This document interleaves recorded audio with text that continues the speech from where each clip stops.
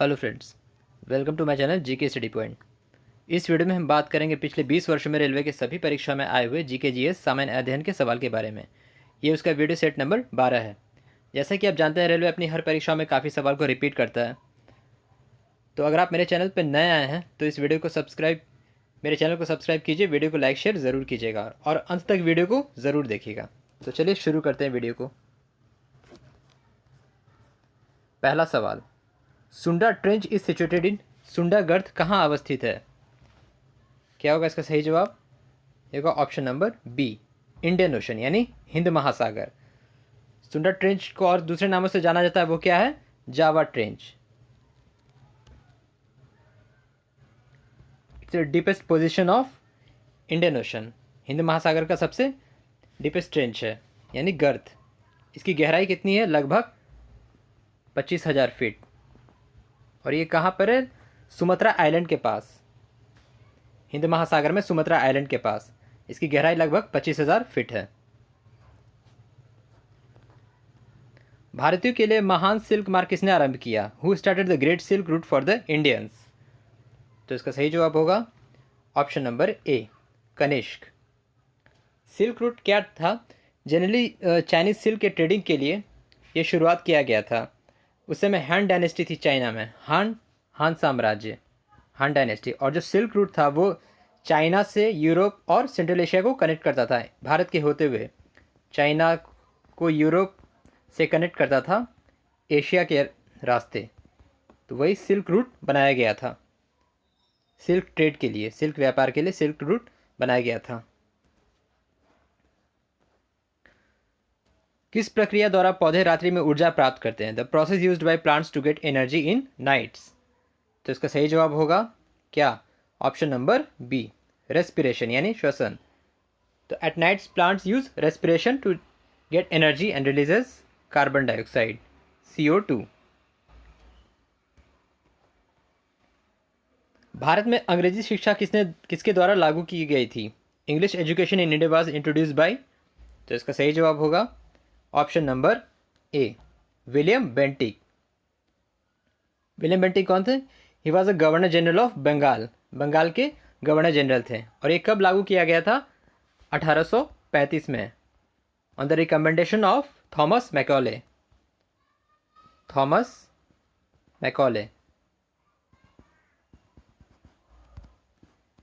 अंग्रेजी शिक्षा 1835 में शुरू की गई थी भारत में। मानव शरीर में कौन सा अंग पित्त उत्पत्ति करता है? The organ that produces bile in human body. तो बाइल को कौन प्रोड्यूस करता है? ये होगा इसका सही जवाब लीवर यानी जिगर। तो लीवर, जिगर जो है हमारा, वो बाइल को प्रोड्यूस करता है। और बाइल डक्ट के द्वारा जो बाइल है वो गॉल ब्लैडर में स्टोर होता है, और तब तक स्टोर होता है जब तक खाना को डाइजेशन और एब्जॉर्प्शन की ज़रूरत ना हो। जब डाइजेशन और एब्जॉर्प्शन की ज़रूरत होती है तो गॉल ब्लैडर बाइल को रिलीज़ करता है। गॉल ब्लैडर जिसे हम पित्ताशय कहते हैं, तो ये सीक्रेट करता है बाइल को फ्रॉम द बाइल डक्ट, जो कि लीवर से गॉल ब्लैडर में जाता है। प्रसिद्ध नटराज मंदिर कहाँ स्थापित है? The famous temple of lord Nataraja is located in.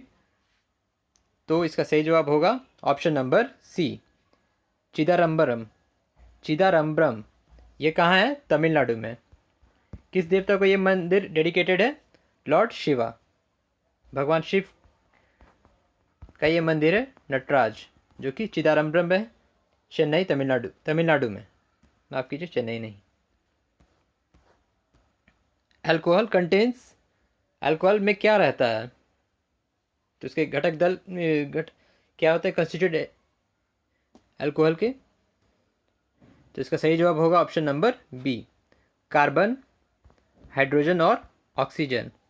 तो जो हाइड्रोक्सिल ग्रुप है OH, उसमें कार्बन का अटैचमेंट होता है, तो ये बनता है अल्कोहल।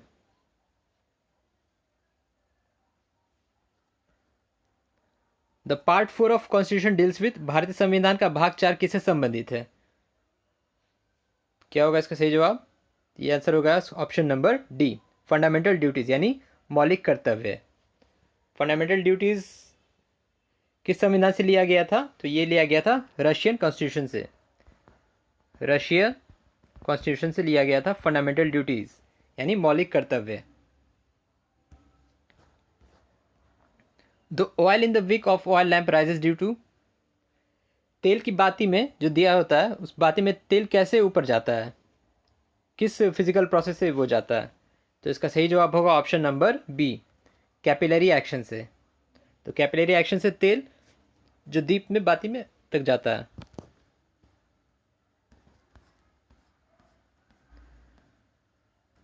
नीचे दिए में से कौन सा पादप कोशिकाओं में होता है, जंतु कोशिकाओं में नहीं होता है?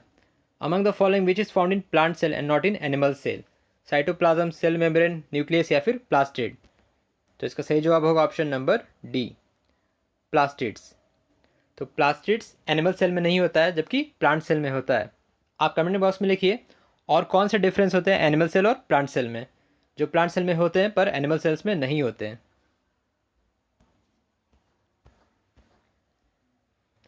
The battle of Tarain was fought between Prithviraj Chauhan and, Tarain की लड़ाई पृथ्वीराज चौहान और किसके बीच लड़ी गई थी? तो इसका सही जवाब होगा ऑप्शन नंबर बी, मोहम्मद घोरी। कब लड़ी गई थी? 1191 से 1192 एडी के बीच।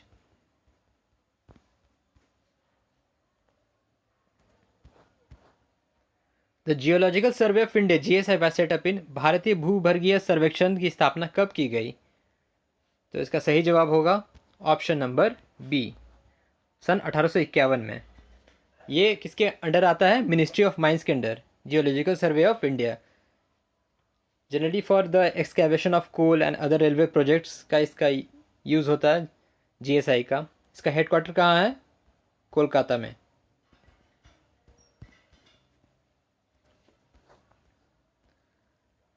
निम्नलिखित में से किस राष्ट्रीय उद्यान में माउंट एवरेस्ट शामिल है? विच of the following national park encompasses mount Everest in it? Sagarmatha, great Himalaya national park, valley of flowers या फिर जिम कॉर्बेट नेशनल पार्क? तो इसका सही जवाब होगा ऑप्शन नंबर ए, सागरमाथा नेशनल पार्क। सागरमाथा राष्ट्रीय उद्यान ये कहाँ है? ईस्ट नेपाल में है। ईस्ट नेपाल में है सागरमाथा नेशनल पार्क, सागरमाथा राष्ट्रीय उद्यान, और ये यूनेस्को वर्ल्ड हेरिटेज में भी है। WLL स्टैंड्स फॉर, WLL का संक्षिप्त रूप क्या है? तो ये कंप्यूटर से रिलेटेड सवाल है, तो इसका सही जवाब होगा option number D, wireless in local loop. WLL stands for wireless in local loop. किसका प्रयोग कारों में पेट्रोल के साथ ईंधन के रूप में किया जाता है? What is mixed with petrol to be used as car fuel? तो क्या होगा इसका सही जवाब? ये होगा option number B, ethanol. Ethanol क्या है? C2H5OH। इथेनॉल को पेट्रोल में मिलाया जाता है। कितना मिलाया जाता है? इसकी मात्रा होती है 10%। 10% ये पेट्रोल में मिलाया जाता है इथेनॉल को,